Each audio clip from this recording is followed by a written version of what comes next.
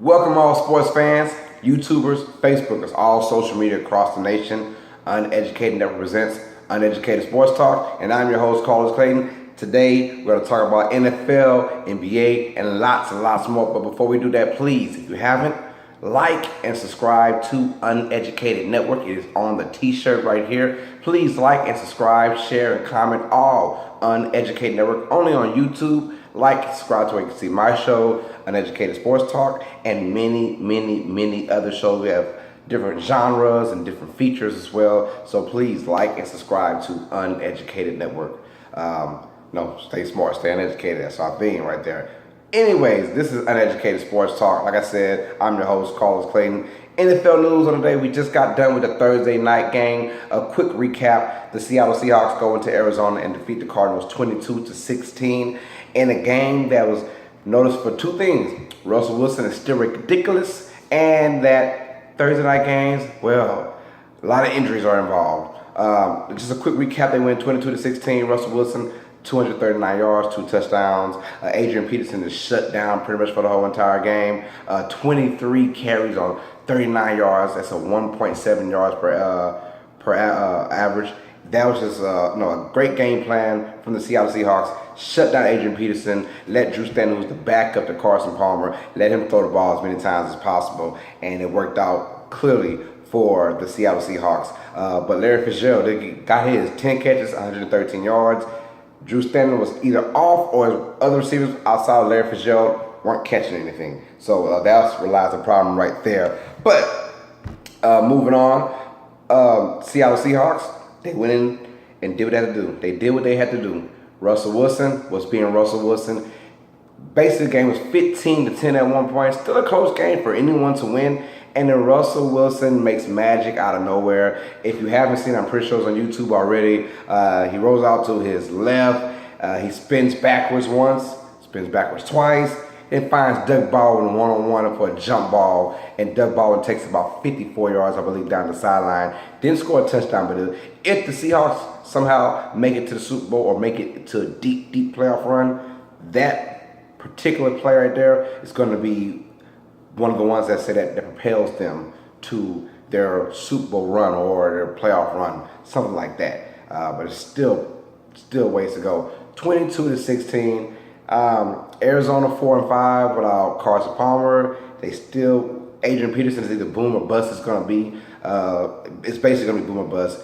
His first game he does good. Next game does bad. Third game does good. Fourth game does bad. So we will find out more if Adrian Peterson can keep the carry or keep the load for those Cardinals team. They dropped to 4-5. Seattle was 6-3. A half a game behind the Los Angeles Rams, who would have funked it, right? So we will see what's going on with that. And the West is looking pretty interesting now. But on the flip side, injuries occurred in this game. And this is my big issue I want to talk about throughout the NFL. Richard Sherman is most likely out for the season with a torn Achilles. Thoughts and prayers go out to Richard Sherman and the Seattle organization. We saw a lot of teams a lot of guys from both sides, Cardinals and the Seahawks, going down. It was like every 5 plays someone was getting hurt. And the big question I want to ask: are Thursday night games part of that protocol to where you want? Should it be involved with the safety protocol? The Thursday night games, is that good for the NFL? And here's yes, and here's a reason no. Now, my definitive answer is it is not good for NFL, but I can give the case why it is, and I can give the case why it's not. Let's start off with why it is good for NFL. It gives one more day to rest yourself. Thursday night football, Thursday night games, you know it's going to be just you. Everyone's watching. They're not actually worried about the NBA games, not until NFL is over with. But that Thursday night game is only you. So viewers like myself are going to actually watch that game no matter who's playing. Now that fantasy is so huge going on. Guys like myself, I had Larry Fitzgerald and I had Adrian Peterson in the fantasy. And I had Seattle's defense in another fantasy league. So I was invested in the game 4 years ago. I couldn't care less about. But people are going to look at this and they'll keep doing it because it makes more money for the NFL. It's just obvious. It's sad. Here's why I do not like it at all. Because of the sport. It is football. Physically, when you only get 3 games to prepare after battling out that Sunday, most likely Sunday, because I don't think you'll go Monday to Thursday, but battling it out that Sunday, to play on a Thursday, they give you 3 days. One reason, you want people to be healthy, so that means not as much practice going on. So for those 3 games, that game plan, you don't practice a lot, which can make you sloppy in your preparation. NFL guys, all sports guys, all guys who are paid athletes, they usually are creatures of habit. And when you go through the whole entire year, except for that 1 week to where you can't really do what you want to do, this is a tough man sport. People with injuries, a la Richard Sherman, who we knew kept coming into, had an Achilles injury. It wasn't torn or anything, but it was Achilles injury. Well, he's going to be a tough guy. It's football. He's going to play in the Thursday night game. I respect guys like Gronkowski, who actually sat out. He had an injury, and that Thursday night game, was coming up. He sat down, so I'm not playing it. I don't blame that guy, And I can't blame the tough guy either. I can't blame if you do or you don't. Richard Sherman, he wants to play. He hadn't missed a game his whole entire career, So he goes in there and he tears his Achilles, most likely. Now, I'm like, if you tore your Achilles, you should be doing all that walking, to be honest with you. But he, out his own mouth, he said he tore his Achilles. He's out for the season.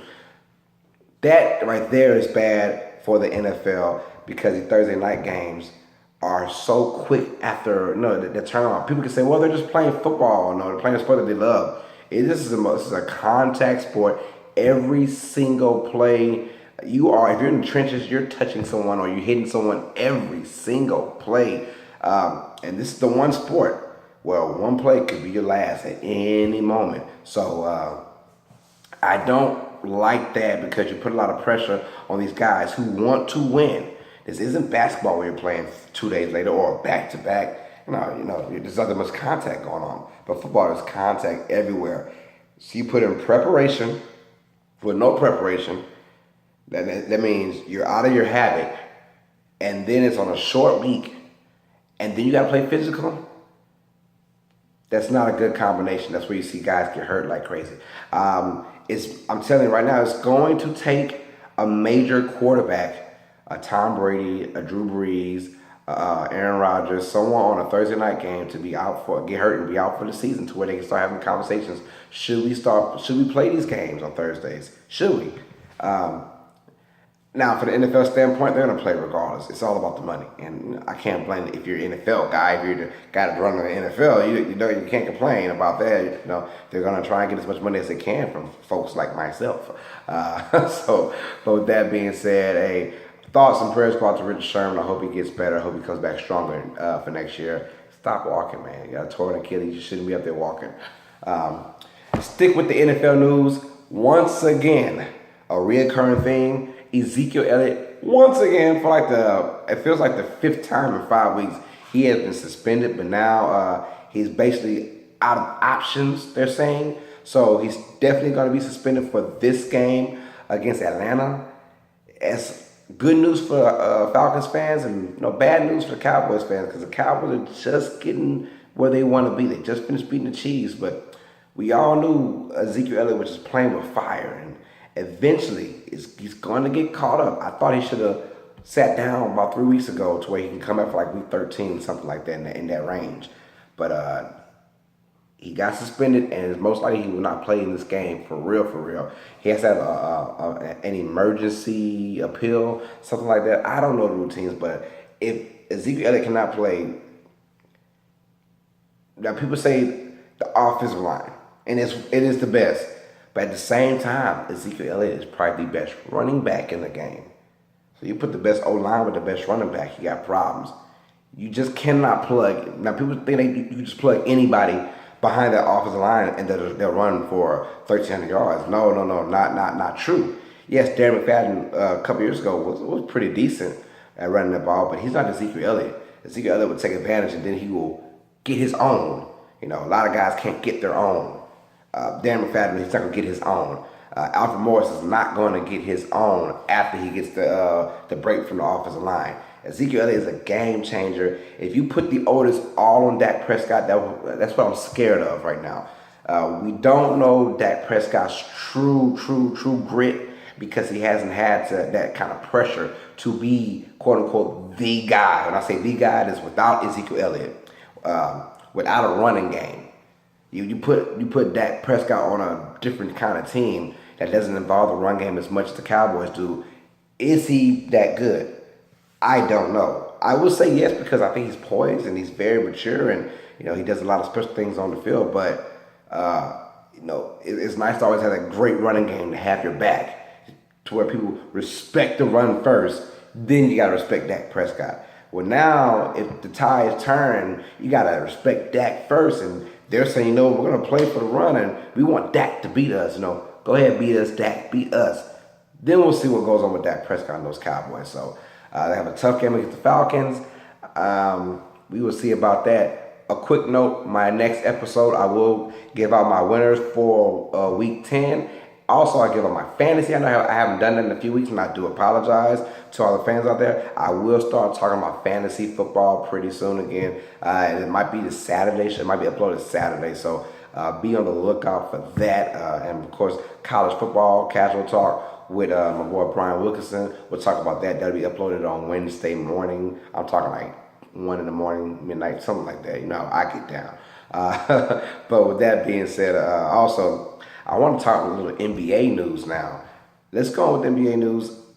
This NBA season has been crazy, crazy, crazy. I'm enjoying every bit of it. I will break down a lot more NBA news with my boy Devontae Roan, a.k.a. Red, on his show, In the Paint with Red. So be on the lookout. We're going to do that show, I believe, tomorrow. It'll be uploaded tomorrow night. So be on the lookout for that, where we break down every single thing with the NBA. It's been a crazy season.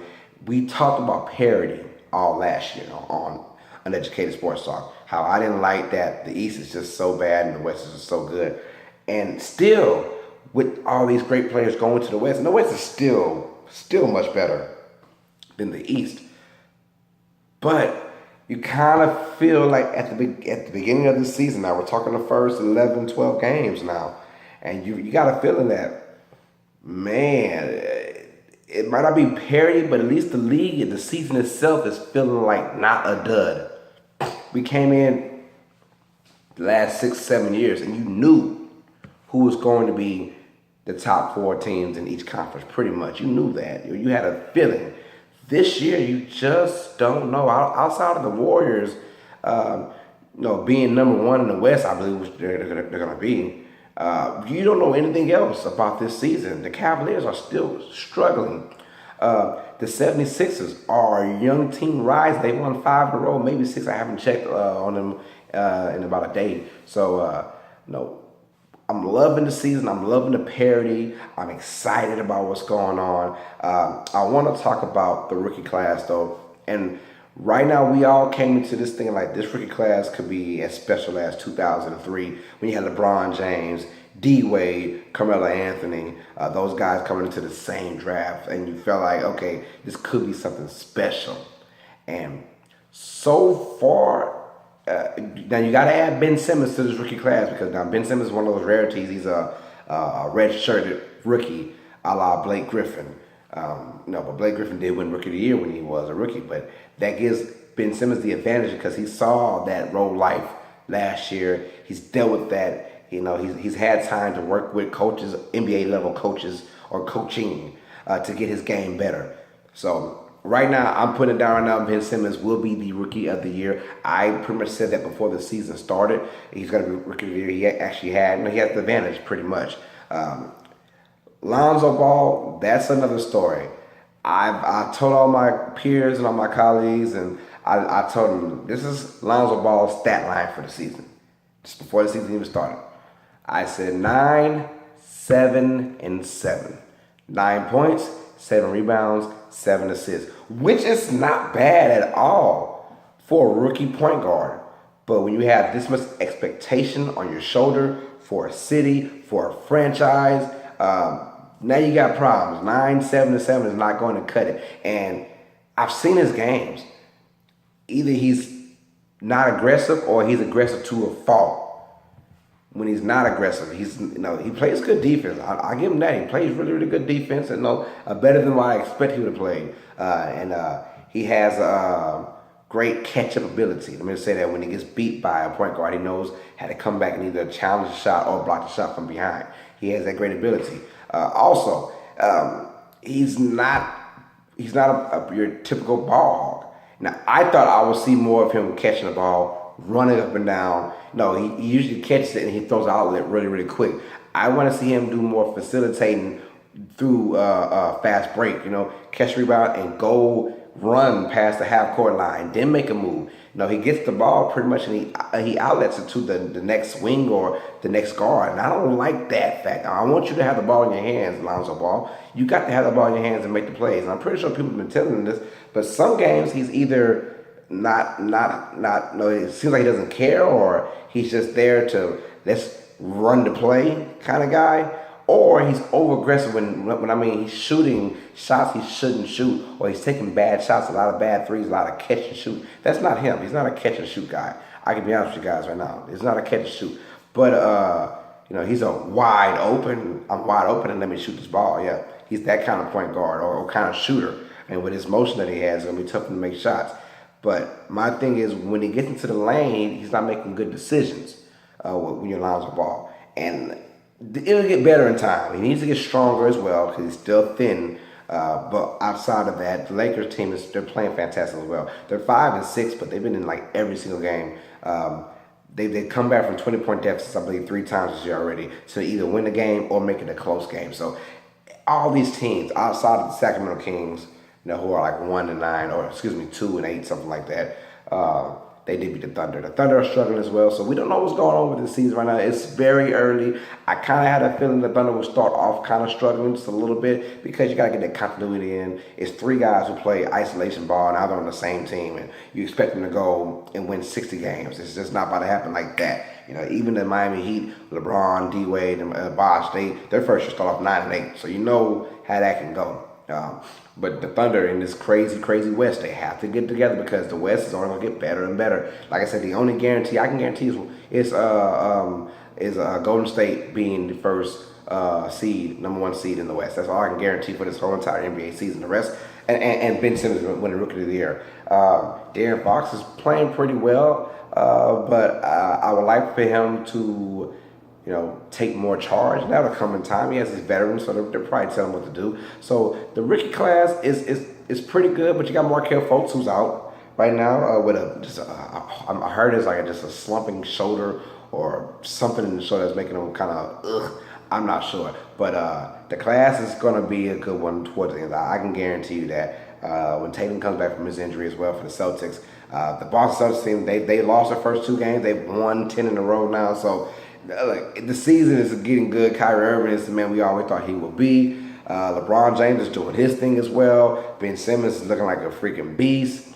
The Rockets are still hitting threes all day. So it's a beautiful season so far. And the reason why it hasn't had that much attention because it's still football season. Now when Christmas comes around, because I'm the kind of guy that doesn't watch the NBA till Christmas. I watch NBA regularly, but I'm not really into it until the Christmas game shows. And that's when we get the ball rolling with the NBA season. So as of right now, it's a great season. I'm loving it. Like and subscribe, comment, share, Uneducated Network. I want to know you guys' opinion about the Thursday night football games. Do you like it? Do you think it's good for football? Or do you think it's not good? Leave your comments down below. Let me know how you feel about the Thursday night football games.